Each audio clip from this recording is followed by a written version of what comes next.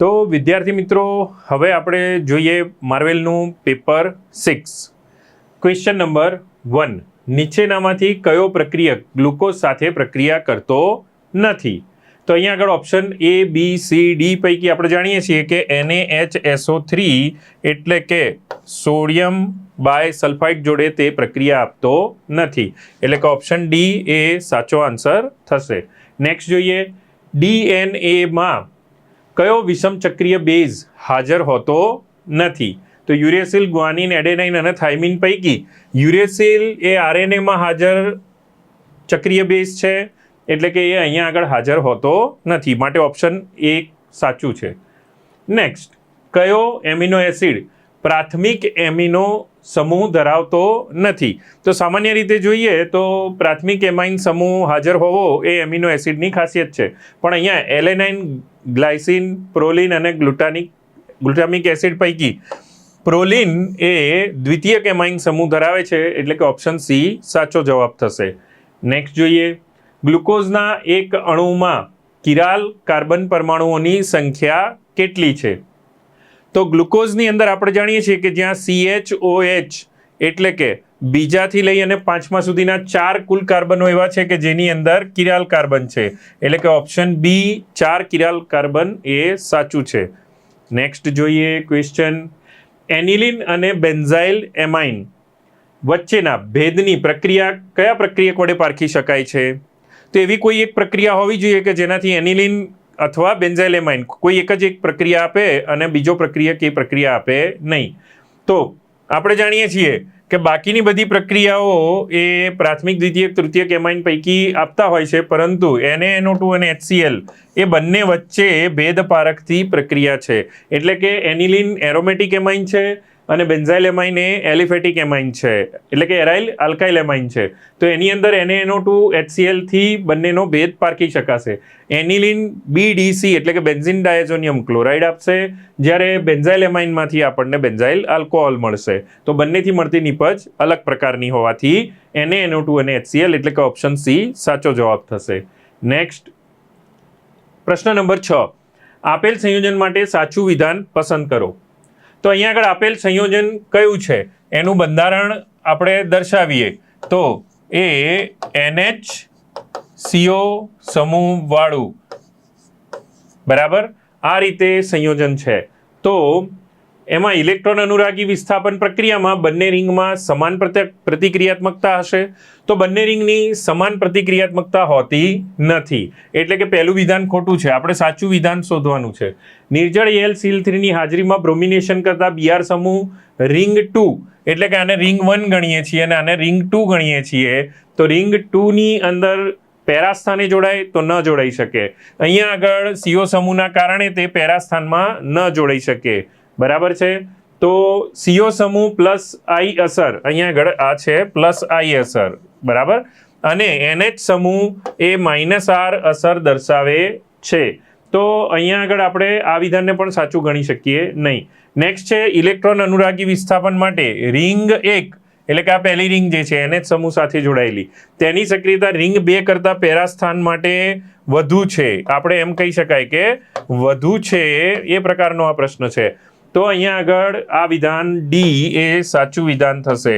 અહીંયા આગળ પેરાસ્થાનની અંદર વિસ્થાપન સરળતાથી થશે, રિંગ 2ના સાપેક્ષમાં રિંગ 1ની અંદર.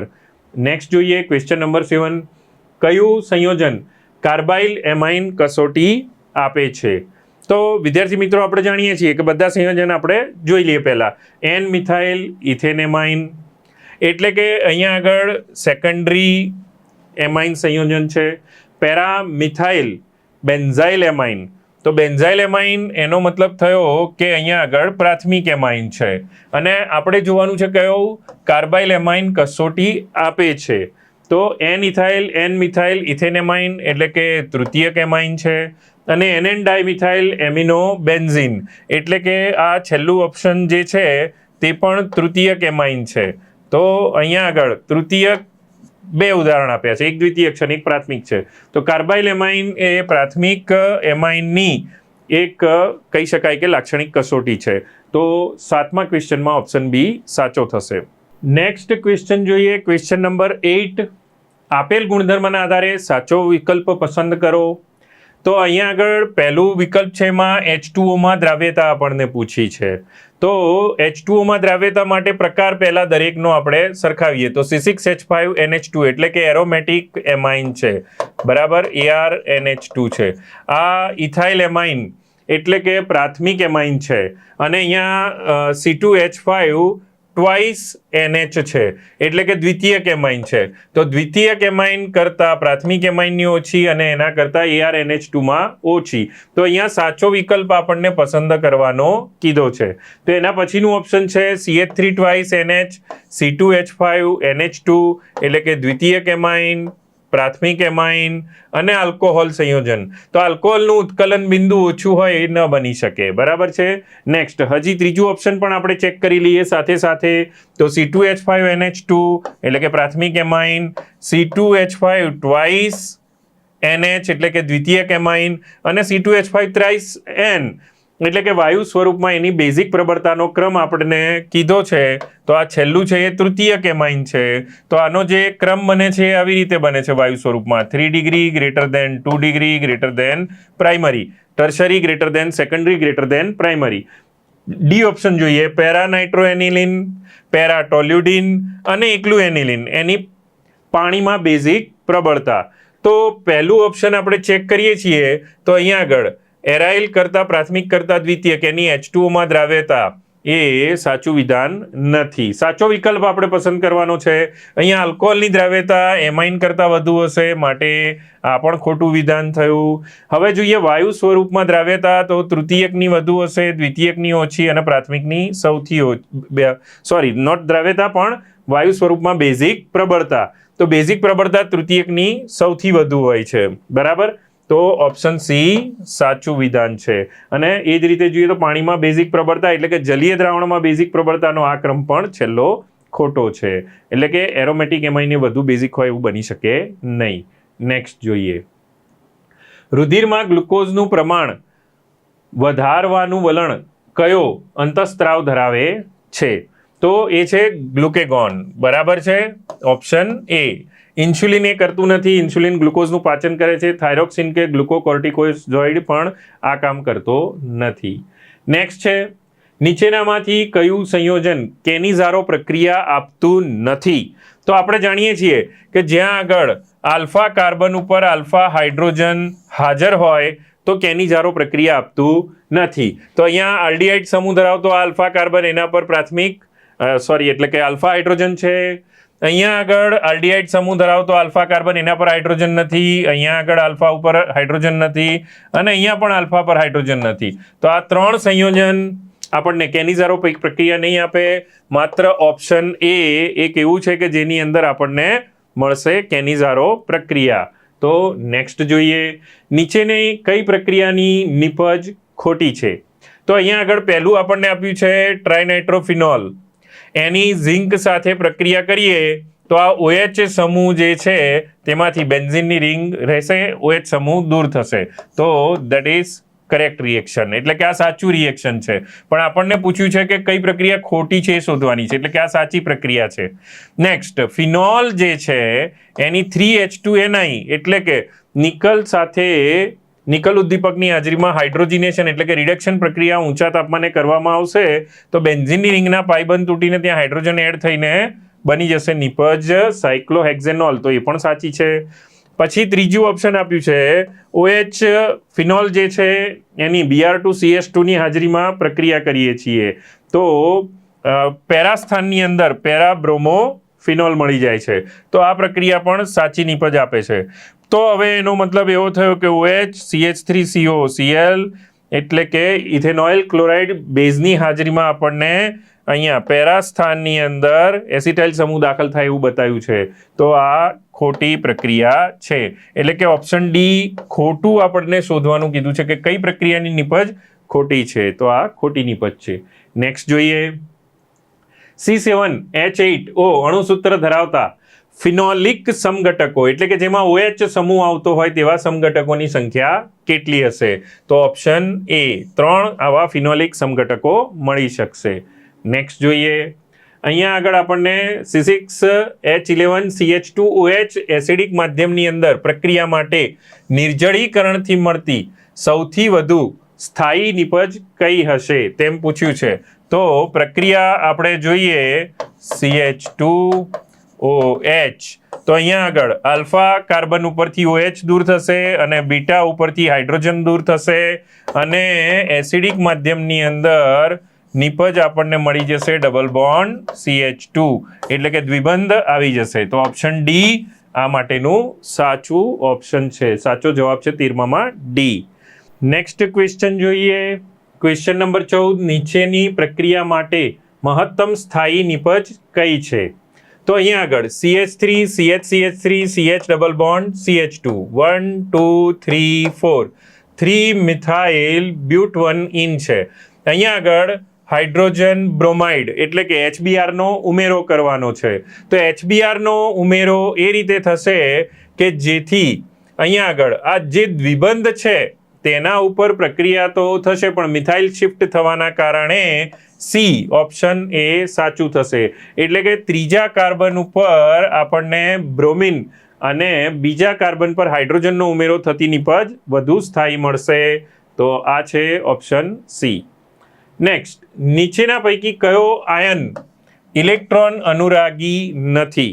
જે ઇલેક્ટ્રોન અનુરાગી નથી એ કેન્દ્રાનુરાગી હોઈ શકે અને તે હોય છે BF4 માઇનસ, એટલે કે ઋણભારિત સ્પીસીસ, જે અહીંયા આગળ ઇલેક્ટ્રોન દાતા છે. તો ઓપ્શન બી એ આનો સાચો જવાબ થશે. નેક્સ્ટ જોઈએ ક્વેશ્ચન નંબર 16, નીચેના પૈકી કોની સાથે મહત્તમ સ્થાયીકરણ ઉર્જા સંકળાયેલી છે? તો મહત્તમ સ્થાયીકરણ ઉર્જા જેની અંદર સંસ્પંદન સ્થિરીકરણ થયેલું હોય અથવા તો ઝ્વિટરાયન જેવું કંઈક બનેલું હોય તો થઈ શકે.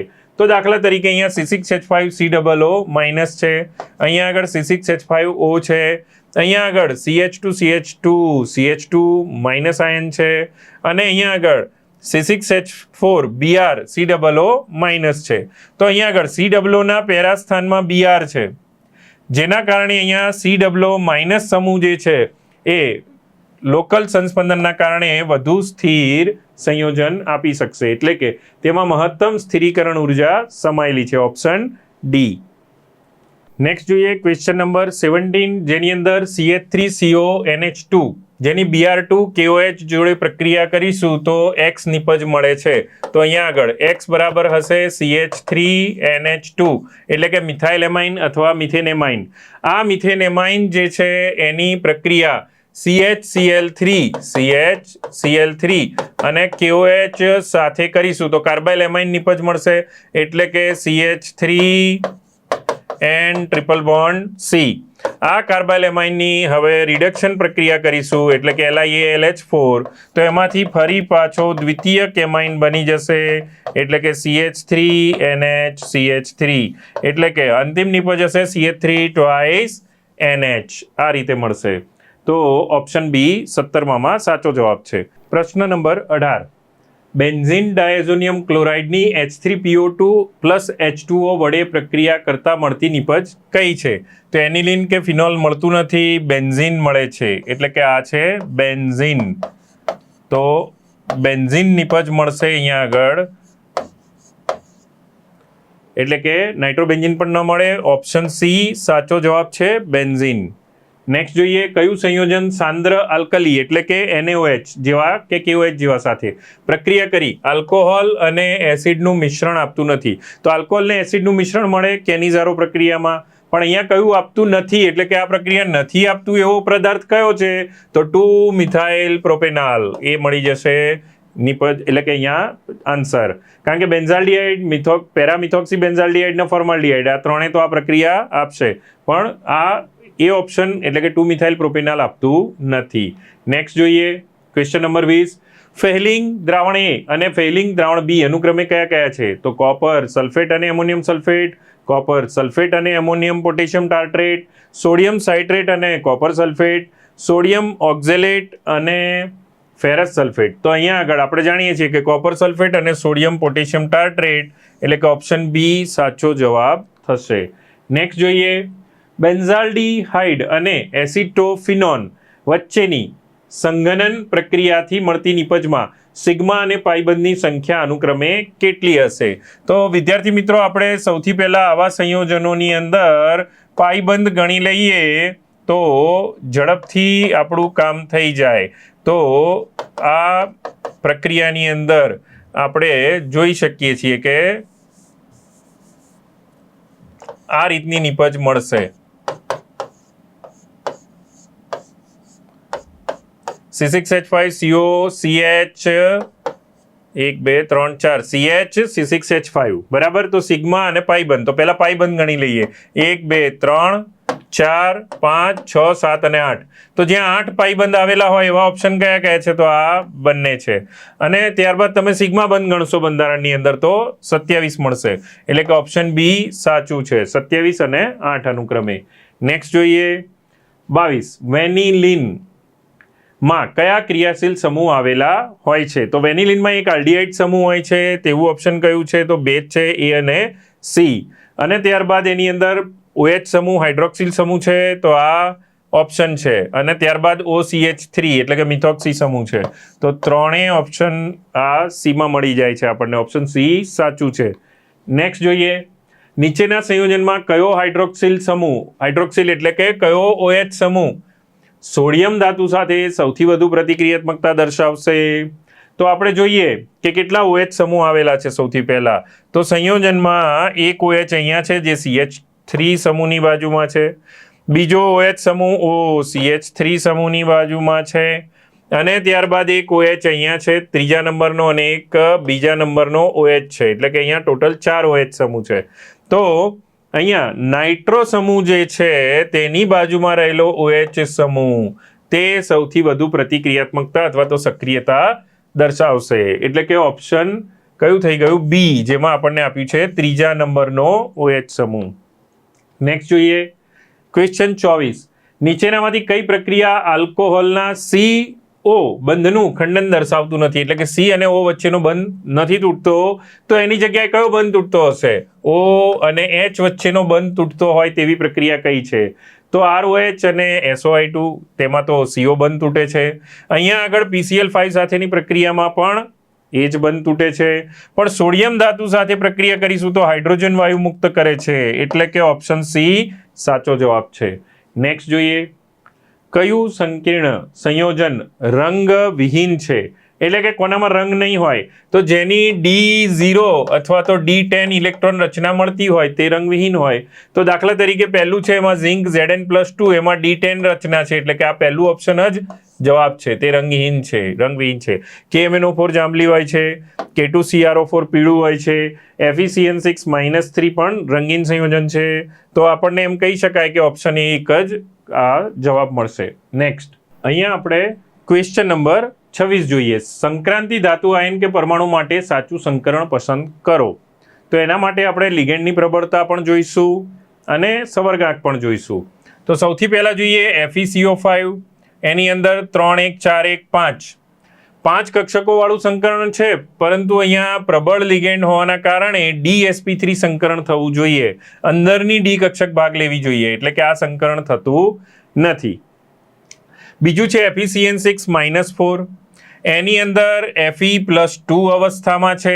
CN પ્રબળ લિગેન્ડ છે, એટલે કે આમાં પણ અંદરની D કક્ષક મળવી જોઈએ, પણ બહારની D કક્ષક વાળું સંકરણ છે, માટે આ પણ સાચી જોડ નથી.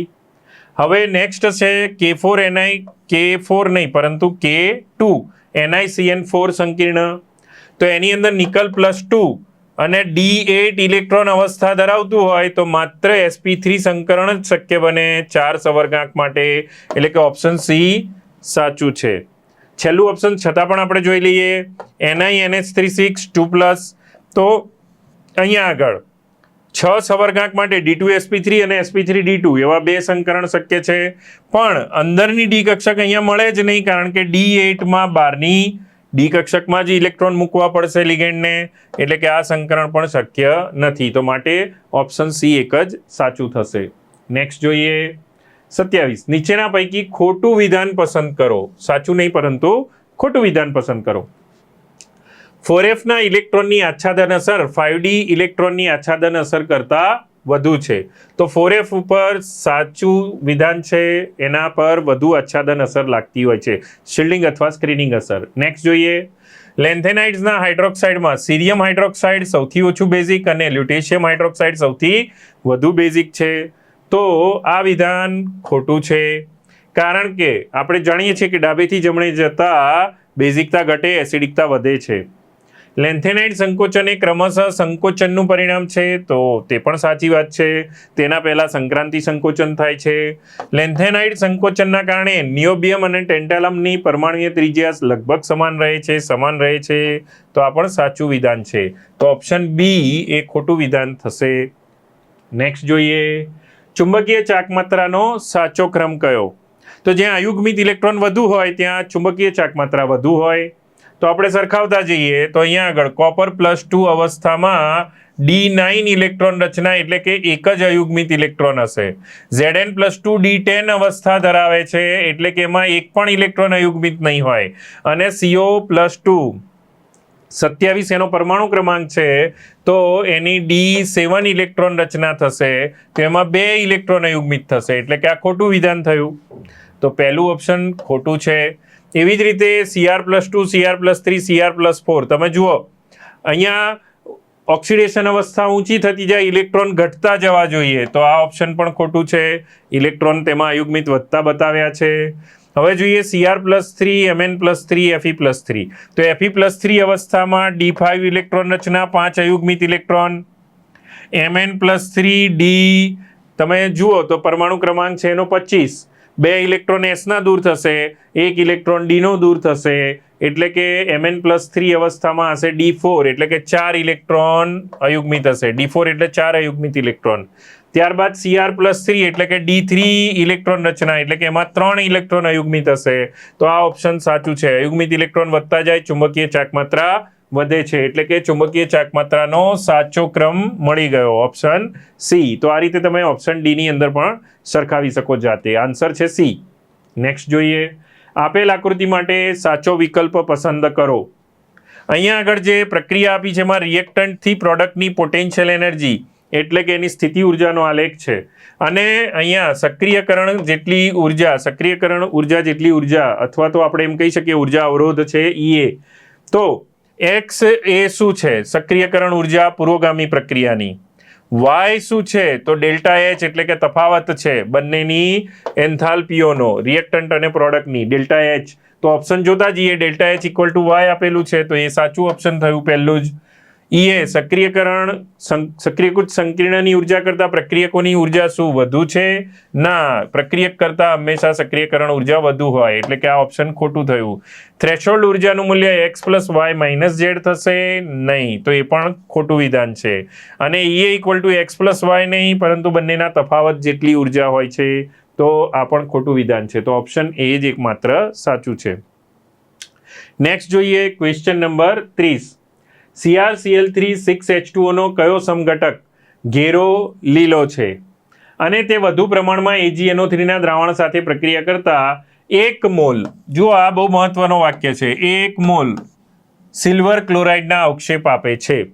તો જેના સંકીર્ણના સવર્ગ ક્ષેત્રની બહાર, એટલે કે સ્ક્વેર બ્રેકેટની બહાર 1 ક્લોરીન પરમાણુ હોય તેવું આપણે ઓપ્શન શોધવું પડે. તો અહીંયા જુઓ 2 ક્લોરીન આપ્યા છે, માટે આ ઓપ્શન ન આવે. અહીંયા 1 પણ ક્લોરીન નથી, ન આવશે, આ ઓપ્શન પણ નથી. અહીંયા 3 ક્લોરીન છે, આ ઓપ્શન પણ શક્ય નથી.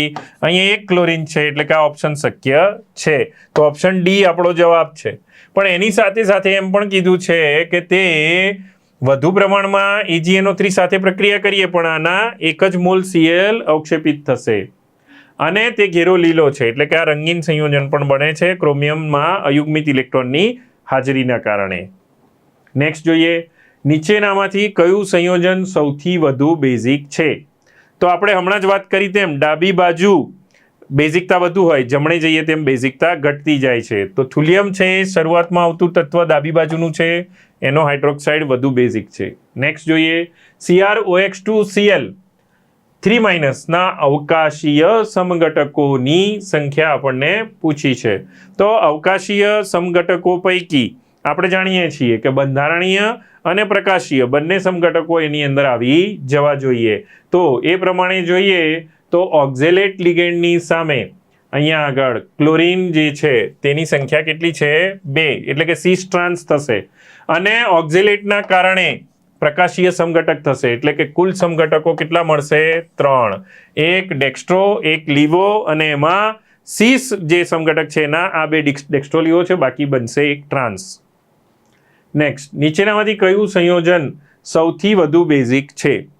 તો અહીંયા આગળ બેઝિક દ્રાવણ બનવા માટે જે અહીંયા આગળ રોડિયમ ધાતુ છે, બધામાં રોડિયમ ધાતુનું સંકીર્ણ આવેલું છે, તો એને દાન થતા ઇલેક્ટ્રોન યુગ્મની સંખ્યા pH3 થ્રાઇસ p તરફથી જેમાં વધુ હશે ત્યાં આગળ બેઝિકતા વધુ હશે. તો જોઈએ ઓપ્શન એ ની અંદર આ ફોસ્ફરસ છે એને 3 ફિનાઇલ સમૂહ ઇલેક્ટ્રોન યુગ્મોનું દાન કરશે અને એ ધાતુને દાન કરશે, એટલે કે અહીંયા આગળ બેઝિકતા 3 ફોસ્ફરસ ઉપરના ફિનાઇલ સમૂહના કારણે છે. અહીંયા આગળ 3 લિગેન્ડ ટ્રાયફિનાઇલ ફોસ્ફિન છે, અહીંયા આગળ 2 લિગેન્ડ ટ્રાયફિનાઇલ ફોસ્ફિન છે, અને અહીંયા આગળ ફરીથી એ જ રીતે ટ્રાયફિનાઇલ ફોસ્ફિન અને ક્લોરીન 2 પરમાણુ છે.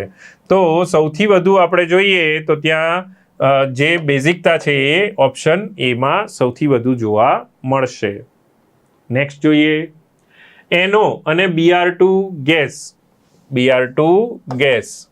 વચ્ચેની પ્રક્રિયાની ક્રિયાવિધિ નીચે આપ્યા મુજબની છે. એમાં પહેલા સ્ટેપની અંદર આપણને આપ્યું છે NO plus Br2, NO Br2 બને છે જે ઝડપી તબક્કો છે.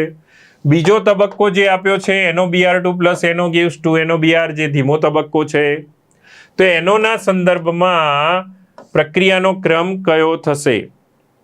તો આપણે જાણીએ છીએ કે ધીમા તબક્કાના પ્રક્રિયાનો ક્રમ એ કુલ પ્રક્રિયા ક્રમ ગણવામાં આવે છે. તો NOના સંદર્ભમાં જોઈએ તો આના મોલ તત્વયોગમિતીય મોલ 1 છે, માટે પ્રક્રિયા ક્રમ એના સાપેક્ષમાં કેટલો થશે? 1.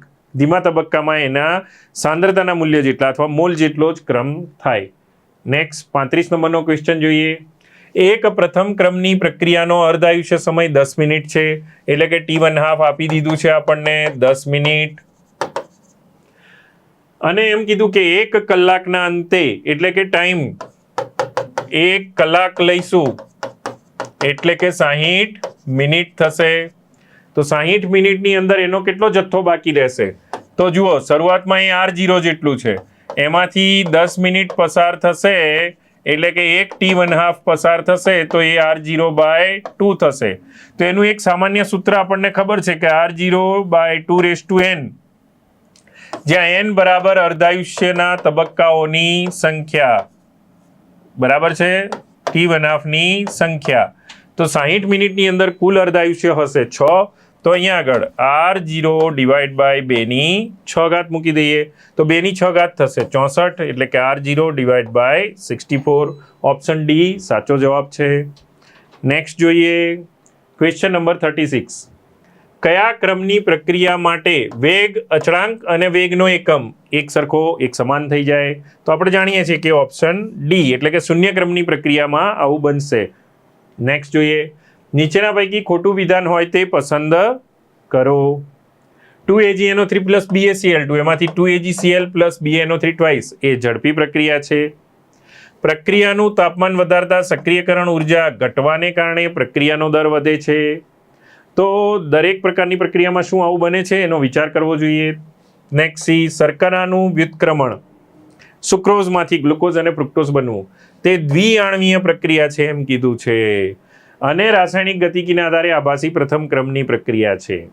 નેક્સ્ટ જોઈએ ડી, એસ્ટરનું બેઝિક માધ્યમમાં જળ વિભાજન એ દ્વિતીય ક્રમની પ્રક્રિયા છે. તો એસ્ટરનું બેઝિક માધ્યમમાં જળ વિભાજન એ ખરેખર આભાસી પ્રથમ ક્રમની પ્રક્રિયા છે. તો અહીંયા ખોટું વિધાન પસંદ કરવાનું કીધું છે, તો આ ખોટું વિધાન એટલે કે ઓપ્શન ડી સાચો જવાબ થશે. નેક્સ્ટ જોઈએ ક્વેશ્ચન. મંદ H2SO4 નું મંદ, જુઓ આ શબ્દ બહુ અગત્યનો છે. અહીંયા આગળ 38માં ક્વેશ્ચનમાં મંદ H2SO4 કીધું છે. તો એનું વિદ્યુત વિભાજન પ્લેટિનમના વિદ્યુત ધ્રુવો વચ્ચે કરવામાં આવે તો કેથોડ અને એનોડ વિદ્યુત ધ્રુવ, પહેલા કેથોડ અને ત્યારબાદ એનોડ વિદ્યુત ધ્રુવ ઉપર થતી નિપજો નો મોલનો ગુણોત્તર કેટલો? તો અહીંયા આગળ આપણે જોઈએ તો હાઇડ્રોજન ગેસ અને અહીંયા આગળ ઓક્સિજન ગેસ બનશે. તો એનો મતલબ એવો થયો કે 2H2 અને 1O2 ઉત્પન્ન થાય, એટલે કે 2:1 ગુણોત્તર થશે. તો 2:1 ઓપ્શન 2 સાચું થશે. નેક્સ્ટ જોઈએ, Mg+2 અને Br-Br2 માટે નનસ સમીકરણ શું થશે? તો અહીંયા આગળ નિપજ બાજુ Mg+2 આયન હશે, બરાબર છે. કુલ પ્રક્રિયા લખીએ તો આવી થશે, Mg જેનું ઓક્સિડેશન થશે Mg+2 માં અને રિડક્શન થશે બ્રોમિનનું, એટલે કે Br2 gives 2Br- માં. તો આ રીતે આપણે પ્રક્રિયા લખીએ તો કુલ 2 ઇલેક્ટ્રોનનો ફેરફાર છે, Mg+2 આયન અને 2Br- બને છે. તો નિપજો ભાગ્યા પ્રક્રિયકો આવતું હોય તેવું સાચું ઓપ્શન પસંદ કરીએ તો E = E0 0.059/2 log Mg+2 ગુણ્યા Br- નો સ્ક્વેર. ઓપ્શન સી સાચો છે. બાકી કોઈ ઓપ્શનમાં તમને આવું સાચું જોવા મળશે નહીં, સરખાવી લેવું. Next question number 40. કયા વિદ્યુત વિભાજ્ય માટે લેમ્ડા એમ મોલર વાહકતા વિરુદ્ધ સાંદ્રતાના વર્ગમૂળનો આલેખ રેખીય નથી? તો જે વક્ર આલેખ મળે છે એ રેખીય નથી અને નિર્બળ વિદ્યુત વિભાજ્ય માટે હોય. તો અહીંયા જુઓ, સોડિયમના કારણે પ્રબળ વિદ્યુત વિભાજ્ય છે, આનો આલેખ સીધી રેખાનો મળશે, એટલે કે આ ઓપ્શન નથી. આપણે રેખીય નથી તેવો આલેખ શોધવાનો છે, રેખીય નહીં. આમાં રેખીય આલેખ મળશે. અહીંયા NH4Cl ના Cl પ્રબળ આયન છે માટે તે પણ રેખીય આલેખ આપશે. C6H5CH2COH આમાં બધા જ આયનો નિર્બળ છે, આ નિર્બળ એસિડ છે, તો આ ઓપ્શન સાચું છે.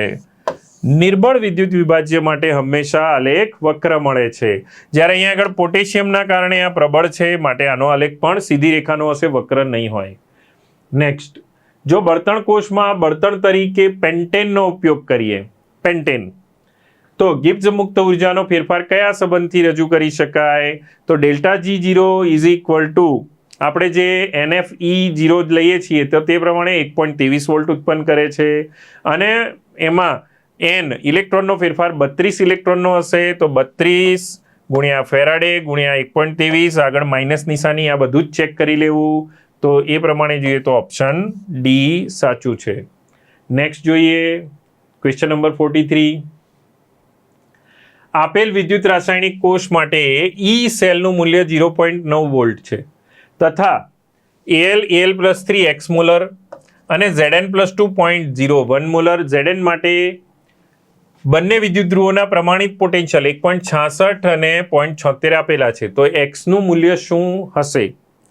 તો અહીંયા આગળ જોઈએ, આપણે સૌથી પહેલા E0 સેલ શોધી નાખીએ. તો E0 oxidation anode minus E0 oxidation cathode, બરાબર.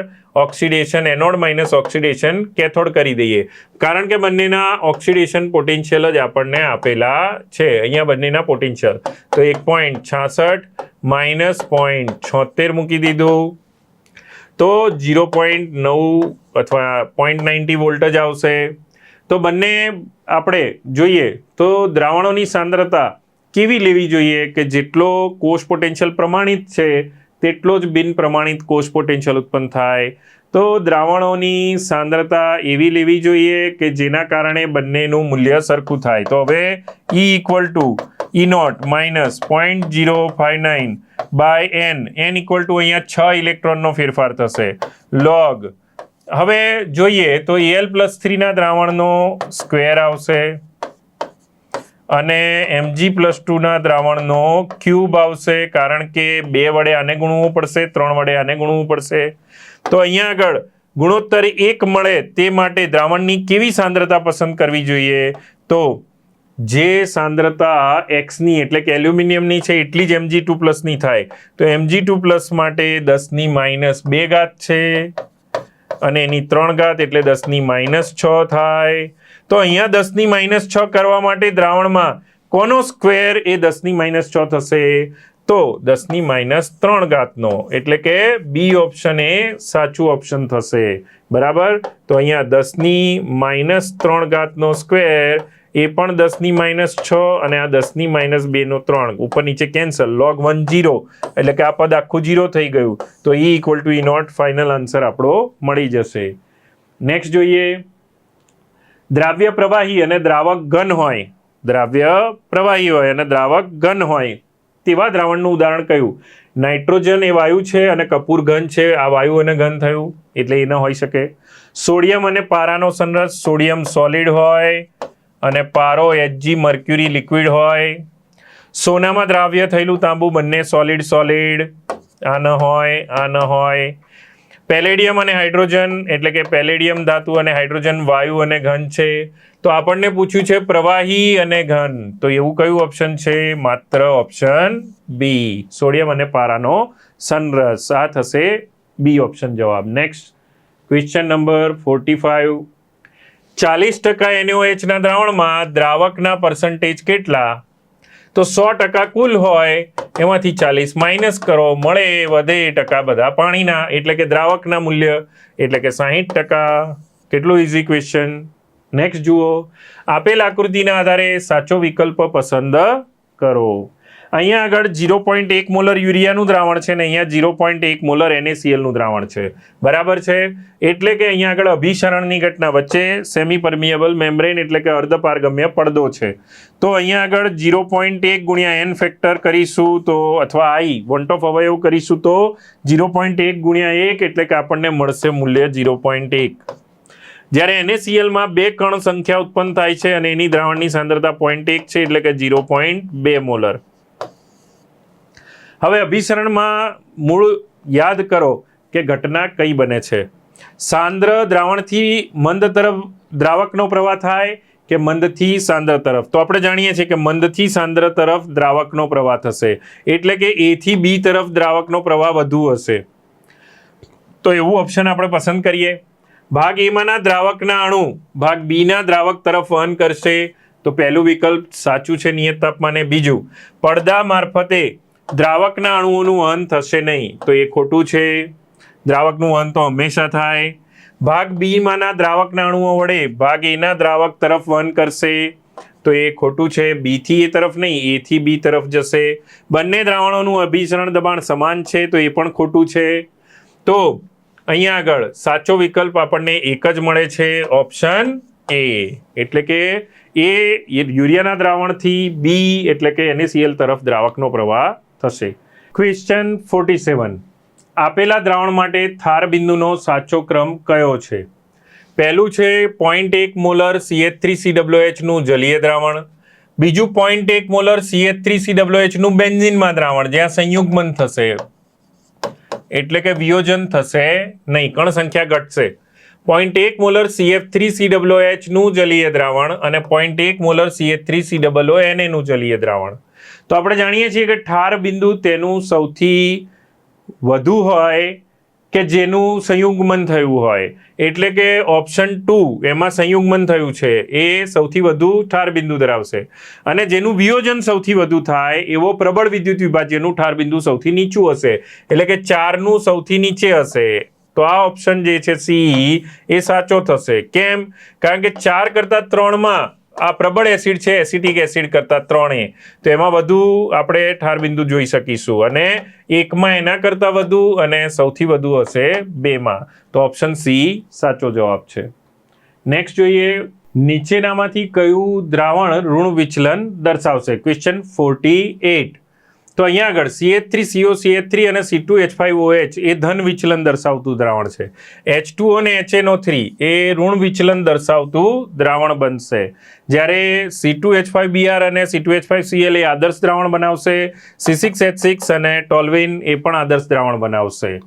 નેક્સ્ટ જોઈએ 49 નંબર ક્વેશ્ચન.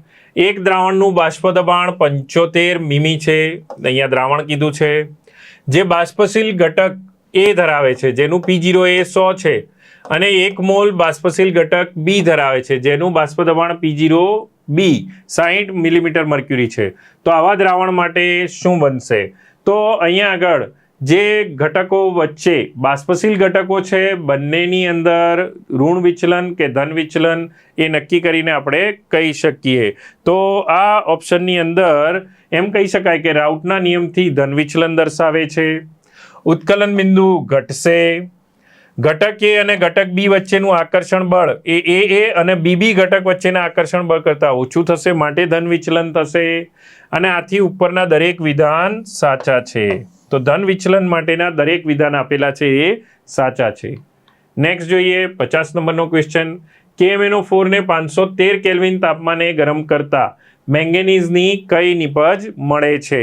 તો અહીંયા આગળ ક્વેશ્ચનની અંદર આપણે કહી શકીએ કે મેંગેનીઝ એ KMnO4 માંથી ઉષ્મીય વિઘટનથી K2MnO4 અને MnO2 માં ફેરવાય છે, જે તેના જાંબલી રંગમાંથી લીલા રંગમાં થતો ફેરફારથી દર્શાવી શકાય. એટલે કે ઓપ્શન એ KMnO4 ની ઉષ્મીય વિઘટન પ્રક્રિયા છે. તો આ રીતે વિદ્યાર્થી મિત્રો આપણે માર્વેલનું પેપર 6 પૂરું કર્યું છે. હવે વધુ પેપર સાથે ફરી પાછા મળીશું. Thank you.